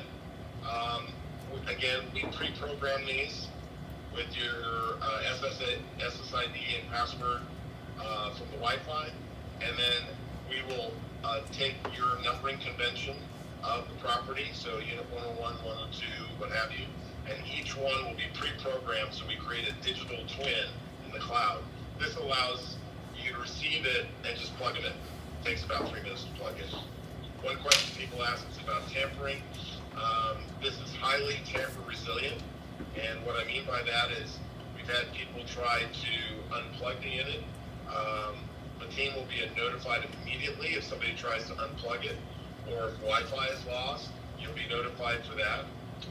If somebody is unplugging it and smoking in the unit after, they'll get a big surprise because the unit has a battery backup and will actually continue to capture the data even when unplugged. The battery lasts up to 2 days, so you have plenty of time to get into the unit and deal with the unplugged situation. Okay, that's as fast as I can say all of that. What questions do we have? Do you have to inform the renter that you have that unit plugged in and what it's doing? We would, even if we weren't legally required to, we would disclose. And this is a smoke detection, not burned food. This is detecting smoke, like nicotine, vaping, smoking, whatever, but it's also a noise detection. That is already, we would already absolutely disclose, so that there is no, well, I didn't know. Yeah, you did. It's because of privacy laws. I don't Correct. know what they are in Colorado. Is noise protection a problem that we tend to have right now? Yes, we evicted Oh. on noise. Oh. We have a judgment signed by a judge on a noise complaint. That's one of our violations. That is one of our violations. Nice. It is one of our violations. It's peace and Surprisingly, but enjoyment. yes. It's, Peace and enjoyment. it's also a city ordinance. Yes, exactly. So if the city of Trinidad, because all of our housing units are within the city limits, there's an ordinance regarding noise violations. Yes. So he said that it's connected to the internet. As far as that goes, you guys don't provide Wi-Fi in that way. How does that work? Corazon, we do, Oh, and okay. that's where we would be starting this. But in Corazon, we all are very well aware that we have a very poor budget down there. To clean up one unit for nicotine, forget drug use. Yeah. Nicotine alone is $8,000 to $12,000. And in the 2 years I've been here, I have had to remediate for nicotine no less than 10 units out of 50. And at $8,000 to $12,000 per, Yeah. it doesn't take long to eat up money that we simply do not have in Of that course, budget. yeah. But we have, it is in the last 45 days that we evicted on noise out of Corazon Square. Oh, okay. Is it just one unit per rental unit, or do you have it in every room? Michael, Yes. that is, can you answer Astrid's question, please?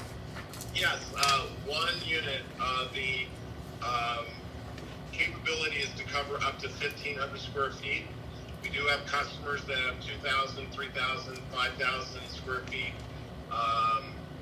properties, unit size, and you just add a second unit. But from our initial discussion, if I remember correctly, everything's under 1,500 square feet, so you would get one unit that's centrally located in the living room area, and that'll pick up people smoking anywhere in that unit. Okay. Okay, so I tend to be, when I clean on Saturday or Sunday, I crank my music and clean the whole house and do whatever. I got my kids running around, How are we supposed to tell the decibel? Like, I just turn on my TV and let it go, and my direct neighbor says the same. There's free apps that you can, which I downloaded, Oh, on my cell phone. I just say, okay, and I turn on my decibel app and it tells me how loud is it. So you can self-monitor Yeah. if you have a cell I phone. didn't even know that was possible. Yeah. So, Yeah, you can I'm just search- like, I took questions. You can absolutely search, there's, I don't know, multiple free apps. I have one of them on my phone. But it's a tool that I use as a director, because if I have somebody that's saying, and I used it in Corazon, I had a neighbor that was saying, it's so damn loud. I can't sleep, I can't agree, anything. yeah. Okay, so I've already had it downloaded from another prior employer, went down there, walked to the door, through the door, we were registering at better than 90 decibels, Oh, wow. which I is don't think they do offensively that. loud, Yeah. offensively loud. And so this was somebody on a different floor that was complaining about the noise. So most of that noise problem is Corazon Square, not just all housing? It's a mix of, Christina. Oh, okay. I mean, we have it on housing, we do, but my test market for us is Corazon Square, because that is a multifamily unit that we have no money but we're spending, it's an arterial bleed. Yeah. When I'm spending $8,000 to $12,000, just say 10,000, I've spent 50 grand in the last year on just remediating nicotine. Yeah. So if, And just for clarity for the group, you can actually buy the whole thing and have 5 years of service for less than what you're spending in 1 year. So it's kind of a no-brainer from a cost justification standpoint. I also want to mention that we're going to guarantee this so that, you know, you pay for it, we do all the work, we ship it to you, you plug it in, we train you, we quote-unquote launch, and if you're not happy for any reason in the first 30 days, we'll refund your money. We are extremely confident that this is going to be a game changer for your housing authority. Michael, how many other housing authorities are currently utilizing WIN technology in That's a Colorado? good question. I'm assuming specifically housing authorities probably in the dozens, and in terms of affordable housing, that's our largest. From our perspective, we include affordable housing. We include housing authorities within the category of affordable housing. We have quite a few.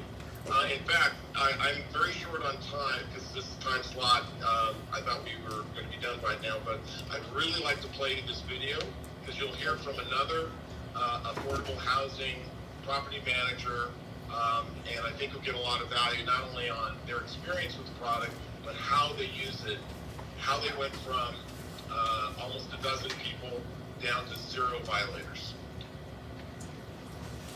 Can I play that for you now? Yeah. yes, please. Okay, I'm going to play it at 1.25 so you can get through a little quickly. And I'm going to, while that's going on, I'm going to deal with my 4 o'clock appointment so they know I'm going to try to buy myself a little bit more time. But I want you to have this since you're all together. So, well, thank you so much for joining the call. Would you introduce yourself to the, okay, can you see and hear it? Yes. Yep.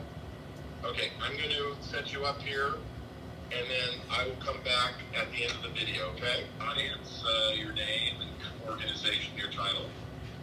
Sure. My name is Ann Kimney, and I'm a property manager of a 62 and older tax credit building in New Jersey. I work for Hillcrest Management, LLC, and my building is 171 units of 62 and olders. Now, that's great. What were the challenges you were facing before using Central? So we have about 187 people that live here, and out of that 187, I would say we have about 12 to 15 smokers. And the biggest challenge for us was when I first started, you were allowed to smoke in your unit, believe it or not. And then we went to smoke free, probably about 7 years ago. And That is the time frame that HUD dictated that every HUD-funded property had I to go would say like smoke-free. 70% of the smokers would go outside. We made it very easy for them. We put a bench outside, far enough away from the building that it wasn't, offending anybody. And most of them would go out there and smoke. Sometimes when the weather got bad, they would smoke in their unit.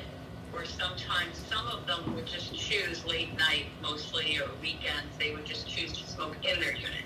So we got a lot of complaints from the neighbors that the smoke was drifting, through the vents. They would open their windows, which would cause the smoke to come out to the hallway. So we had a lot of people complaining that they were smelling smoke. And because it's a senior housing building, it was upsetting to a lot of people. And there were some people on oxygen even smoking. So, like one of our big violators, he is, he's on oxygen. And he still, rolls his own cigarettes and smokes a lot.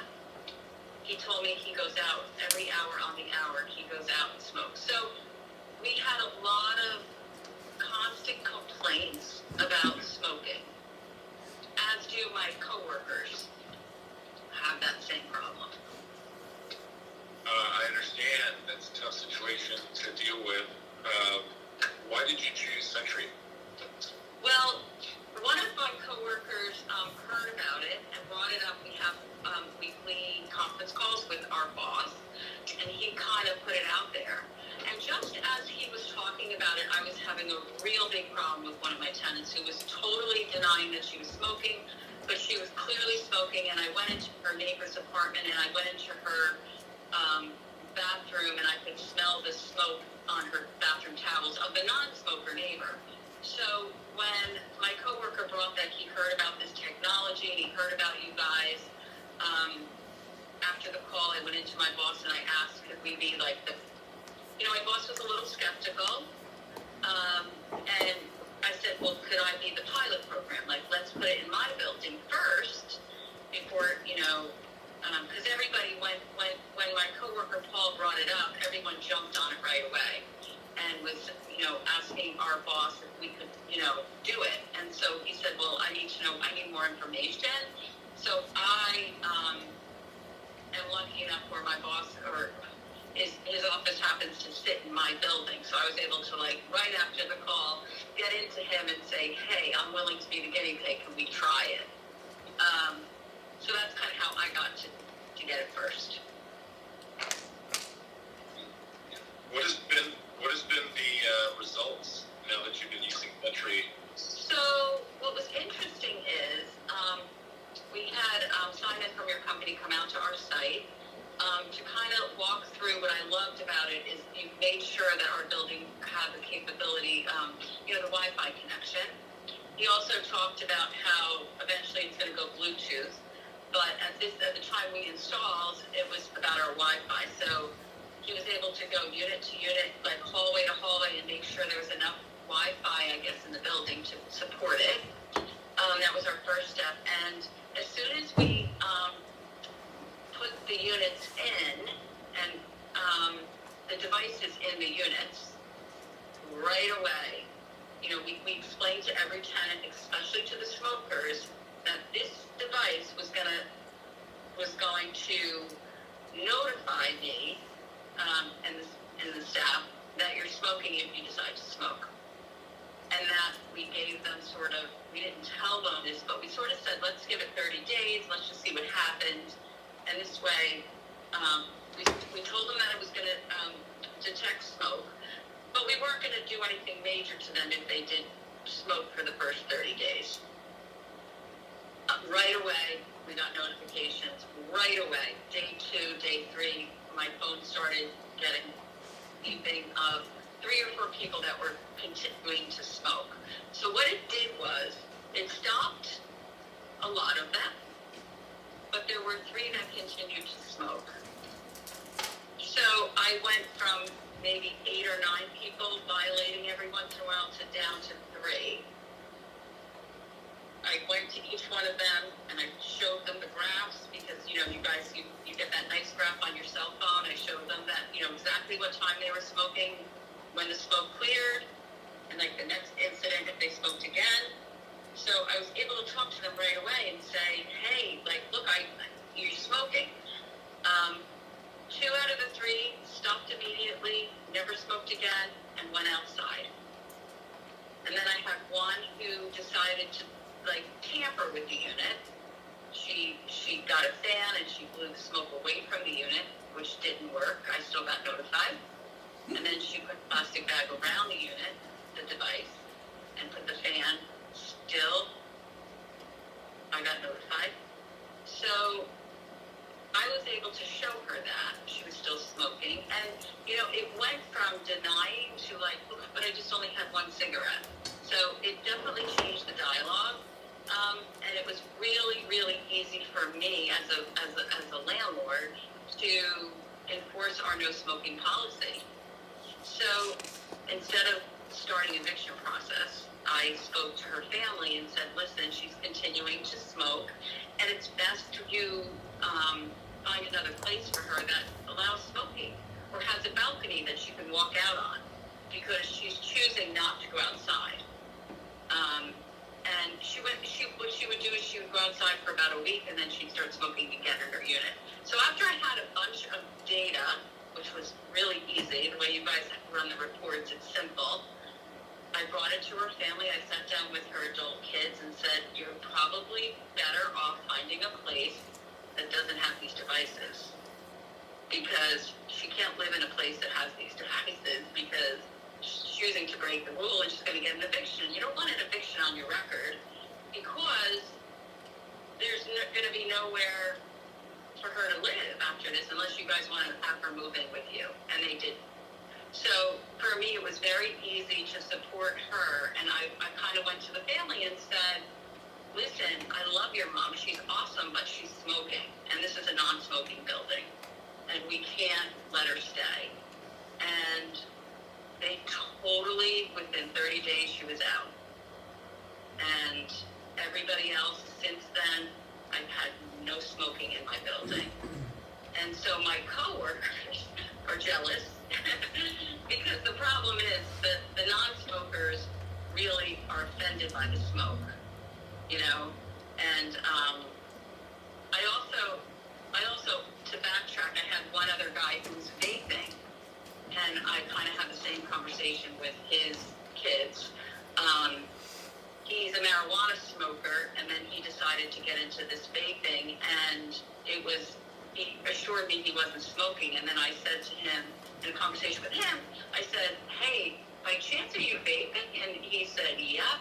So I showed him the contract again that we spell it out, no smoking, no vaping, and I had the same conversation with his kids, and he has not vaped or smoked since I've talked with his family.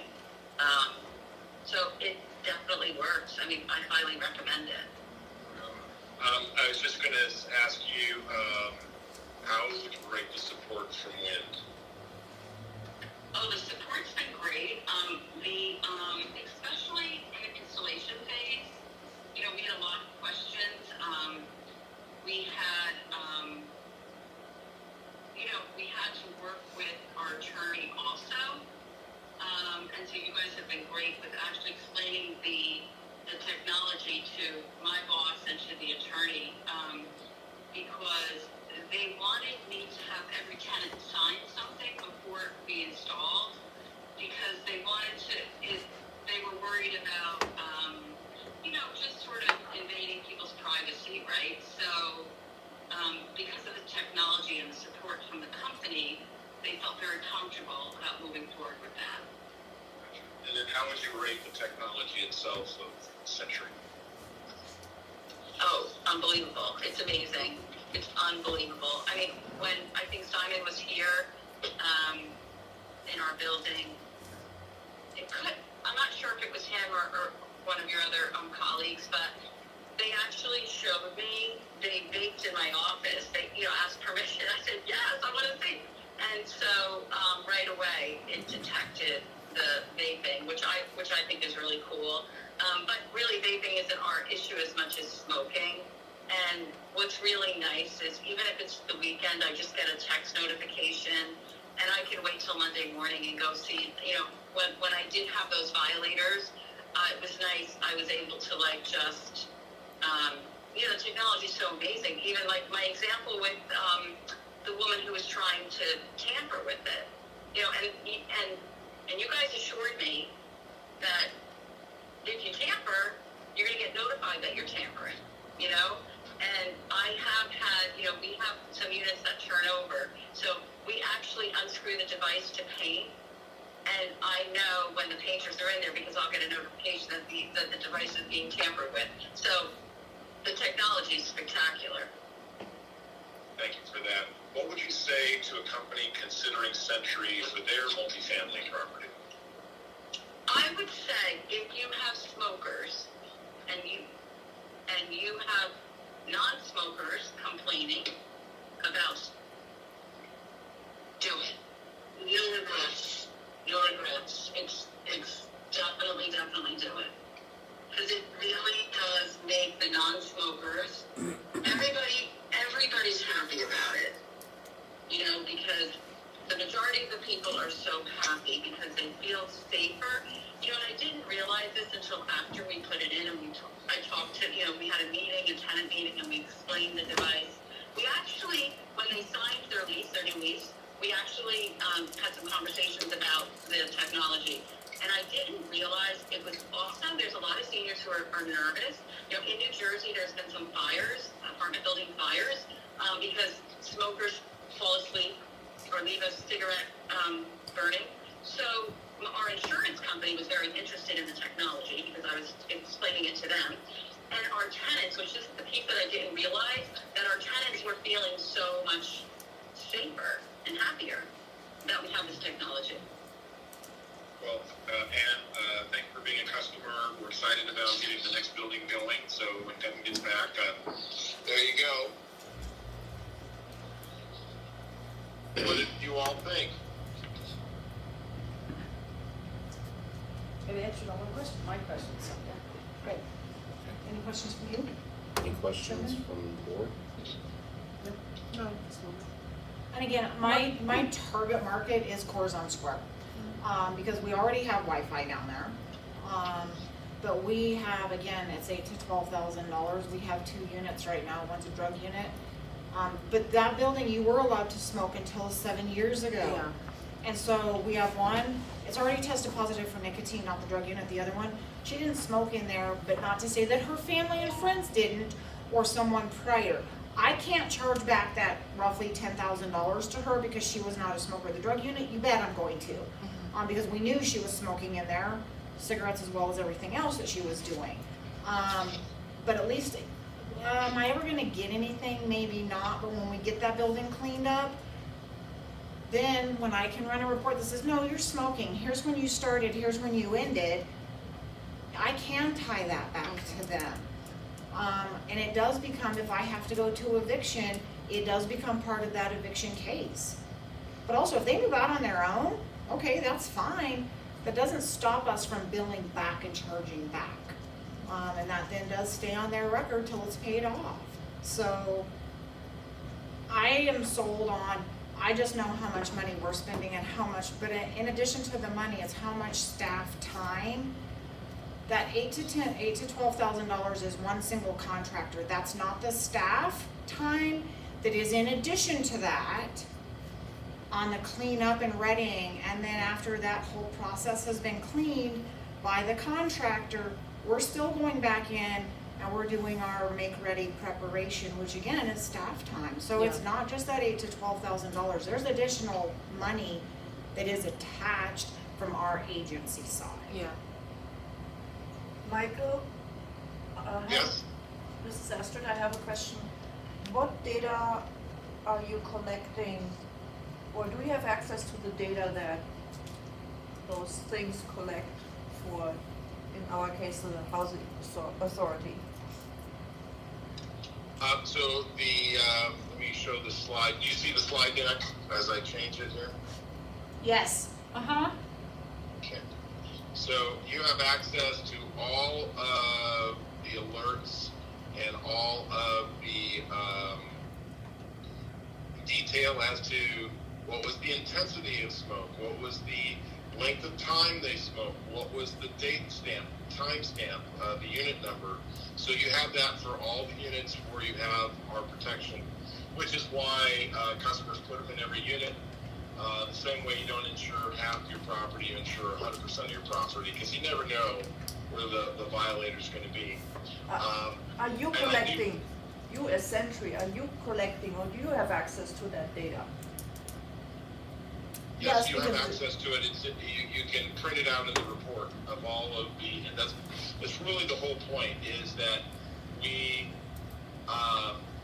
enable you to have the irrefutable proof that you need. And it's, click, you print out the report, whatever time window and whatever unit. I think she wants to You know, want does the that detail company for. have data? And it's going to have Yeah, every not single the individual. date, is timestamp what she's trying to incident ask. for that unit for whatever period of time, whether it's a week, a month, a year. Yeah, no, I'm That's all. asking That's about, all part of the service. I'm asking about you guys, Sentry. Do you have access to that data? Well, of course, we need to make sure that you're there, but I do want to reiterate, because I know some people are worried about privacy. Exactly. Just the liability of it. Yes, so here's what I want to kind of make very clear. This is all I know. It's Unit 441. I have no idea if it's a family or an individual or a couple, how old they are or what they're. I have zero personal identifiable information on that tenant. All they I see know- is this information. We as an agency, we know who's in there, we know the makeup of that family. It's never reported to them. All they get is hard data, somebody smoked in this unit this day, this time, here's the duration. But to know the makeup of that unit and who's in there, what their story is, that they would not get, they don't have access to that, Astrid. Okay. There is a big separation between church and state, if you will. Okay. All we know is the unit and the incidences that have occurred there, whether it's smoking or noise. Okay. If somebody is a heavy smoker and you put a device in there, does it detect the prior smoking lingering in the room or only new smoking? No, only the current activity. So if somebody, first of all, I'm sure you would never rent out a unit to someone who, to someone with the unit not clean and fresh. So that should be a non-issue. But if I smoked there, 4 hours ago, stopped, the air cleared, and then I smoked again, you'll see that second incident. But the first incident, as you can see from this graph, looks like somebody smoked here and it declined. And they either picked up the cigarette and started smoking again or lit a new cigarette. But you can see with this gap here, there was really no activity, and then this is clearly somebody smoking maybe a quick smoke before they leave.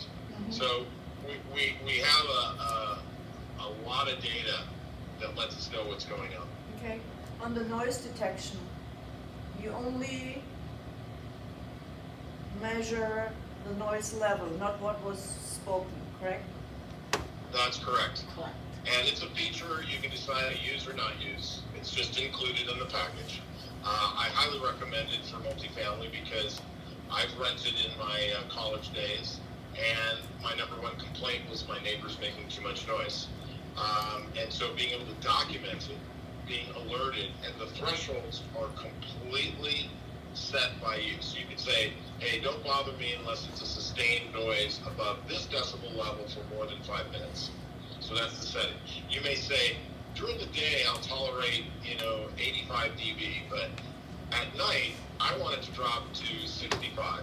It's in the Okay. quiet period, and that quiet period is whatever you want. So the picture I'm trying to have you have in your head is you're in complete control, not only by property, but actually down to the unit level, if you so need to. And by time of the day. Yes, ma'am. Yeah, that's Yes. important, yeah. Yes, and with Corazon, it's already essentially quiet hours, 7 p.m. to 7 a.m. Knowing that some people might go to bed early, some people might go to bed later. So that building is on secure lockdown from 7 p. to 7 a. So that quiet hour time is gonna follow that. During the day, the front door is unlocked, people have access, mailman, FedEx, whoever. So there would be a decibel change. Again, if it's quiet hours, it needs to be quiet so people can do their nightly routine and they can go to bed early. If they go to bed with the chickens and they get up with the chickens, it's gonna start to quiet down in that building. But you think it's a building for elderly and or disabled, so you're like, oh, it's gonna be quiet. It should be, yeah. It should be is the operative, it is not. Okay. So are there any other questions? I've got maybe another minute or two before I must go. I'm good. I think we're good. Thank you. So will you send us your slide deck, so that I have it Of course. for meetings, for meeting minutes, that we talked about it? And then Absolutely. you and I will connect offline if they're, in the next, it may be early next week, Michael, but I'll reach out. And then if there are any other questions that you guys have, reach out and let me know so that I can get those answers for you. And then certainly at the next meeting, I will ask, do you support us moving forward? And then by that time, I would also have here's what the proposal, here's the cost, here's the rollout, here's all of that. Okay. But I think that this is legitimately, this is a cost saving. Yes, there's an upfront cost, but over the course of several years, it's a cost saving measure that we need to look at. So, thank you, Michael, for your time and attention. You and I will be in touch, but if you could send me that slide deck yet tonight so that I have it for minutes, I would appreciate it. I'll make sure I send that off tonight. So Thank- have it in the morning. Perfect. I wanted to mention one last thing. For your properties that don't have Wi-Fi, we are first to market with the no Wi-Fi solution needed for those other locations. So we can talk about it. When you said you're going to reconnect with your board in a week, I didn't catch the timing. No, you and I will connect next week to give them a few days if questions arise for them to reach out so that we are efficient with everybody's time. Absolutely. I will send you a calendar invite link, Okay? and you can click on that and schedule me for next week, and I'll send that with the PowerPoint. Is there anything else anyone needs? No, just thank you so much. We appreciate the time. Thank you for your time and attention. We're excited for you. We know we're going to make a significant difference for you guys, so looking forward to that opportunity. Thank you. We'll talk. Alrighty, bye-bye. All right, bye-bye. My only concern would be from a procurement perspective, if it's a sole source, I don't think it's a sole source technology, but that we do our due diligence to see competitors' prices, even if it's a desktop Whatever. bid search, that would be the only thing, to make sure we've done our due diligence on pricing. But he gives you a formal. But once I see that, and we didn't talk dollars because we were pushing Right. time the last time I talked to him earlier in Yeah. the week. I just see that if this is true, and I'll do our own Yeah. due diligence, Yeah, but if this is an option for us, I think it's kind of a no-brainer. it's common technology in like permits, board of housing, where you have site-based. Yeah, it's not uncommon. Cool. All right, so if there's no other questions on that, let's, where are we at? He's on standby. His phone system, because he's internet-based, went down, but he looks like he is back up, so we'll try him. Okay. We still have item D, tenant bad debt discussion. Do we want to do that quickly before? Very, very quickly, in your packet, and there is a resolution that is in the resolution packet. This is tenant bad debts that we need to be writing off. I think it's in your packet. No. Ballpark, it was less than $1,500 as I recall. It's actually $232. And it is somebody that vacated and left us with, an unpaid bill. So it's $232, but our process is to write that off, so it's out of our register. And then we turn her over to a collection agency, and if they get it, they get it, and if they don't, it is what it is. Okay. Any questions or discussion on that item? As it is a resolution up for approval this afternoon, so. Okay, so we will then move to item F, executive session. The board will meet in executive session under CRS 246402-4B, conferring with Trinidad Housing Authority attorney for the purpose of receiving legal advice on specific legal questions. Item 1 is fee accountant, and then as I mentioned earlier, under item 9, resolutions and actions, item number 1102, or resolution number 1102 is Board of Commissioners support to hire directors of operation. I would like to request we move that to an executive to have discussion. You need a motion? I do need a motion. I make a motion. Second, Second. roll call. Commissioner Morris, Yes. Commissioner Lynn, Yes. Commissioner Craig, Yes. Commissioner Erica. Yes. Okay, so the recordings will be turned off. Will be turned and off, yes. We will go into executive.